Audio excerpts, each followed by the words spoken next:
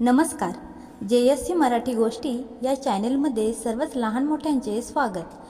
JSC Marathi गोष्टी या चॅनेलमध्ये रोजच नवनवीन कथा गोष्टींचे अपडेट येत असतात. अशाच छान छान गोष्टी ऐकण्यासाठी चॅनेलला सबस्क्राईब करून व्हिडिओला लाईक करा. शेरास सव्वा शेर. नाना काका घुंगरकाठी आपटत शेताच्या बांधावरून फिरत होते. वाऱ्यावरून डोलणारी समोरची शेती पाहून ते आनंदाने डोलत होते. निब्बर सोन्यासारखे पिवळे भाताचे पीक, नंतर कापणी, झोडणी, मळणी आणि मग कणगीत पडेल वर्षभराची बेगमी, असा विचार त्यांच्या मनात येत होता. निसर्गाने करुणा केली, भाते पिकून पिवळी झाली, असे गाणे गुणगुणत नाना काका माळावरच्या शेतापाशी थांबले. दाणे भरलेल्या लोंब्या आडव्या पडल्या होत्या. शेताची नासाडी चालू होती. शेतावर उंदीर मामा कोपले होते. नाना काकांनी एक प्रयोग करण्याचे ठरवले. त्यांनी शेताजवळच्या माळावर एक मोठा गोल खड्डा खणला. त्या खड्ड्यात पत्र्याचे एक मोठे पिंप ठेवले. ते अधिक पाण्याने भरले. त्याच्या मोकळ्या तोंडावर एक तर्फेसारखी हलकी लांब फळी बसवली.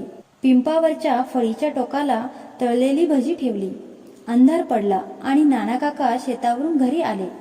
सर्वत्र सामसूम झाल्यावर उंदरांची टोळी बाहेर पडली. तळलेल्या भज्यांच्या खमंग वासाने सर्वच उंदीर पिंपापाशी धावत आले.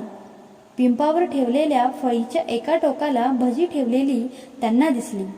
घाईघाईने 3-4 उंदीर पुढे धावले. त्यांच्या भाराने सगळेच उंदीर पिंपाच्या पाण्यात डबकन पडले. सारे बुडून मरून गेले. सकाळी सकाळीच अधीरतेने नाना काका पिंपापाशी आले. आपली युक्ती सफल झालेली पाहून त्यांना खूप समाधान वाटले. संध्याकाळी पुन्हा खमंग भजी ठेवून नाना काका घरी आले. परत दुसऱ्या दिवशी सकाळी नाना काका पिंपापाशी गेले. फळीवरची भजी फस्त केलेली होती, पण पिंपामध्ये मात्र एकही उंदीर दिसला नाही. त्यांना फारच आश्चर्य वाटले. हा काय प्रकार आहे हे त्यांनी जाणून घ्यायचे ठरवले.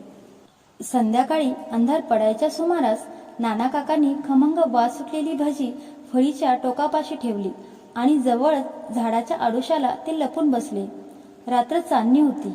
नीरव शांतता पसरली आणि उंदरांची फौज स्वारीवर निघाली. सर्वत्र भज्यांचा वास सुटला होता. मोठ्या अधीरतेने उंदीर पिंपापाशी जमले. आसपास काहीसे कुजबुजले. त्यांच्यापैकी 4-5 उंदीर पिंपाबाहेरच्या फळीच्या टोकावर बसले.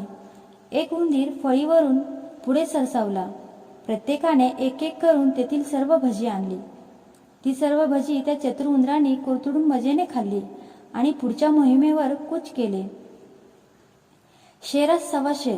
भेटलेल्या त्या चतुर उंदीर मामांची युक्ती पाहून नाना काकांनी आपल्या कपाळावर हात मारून घेतला.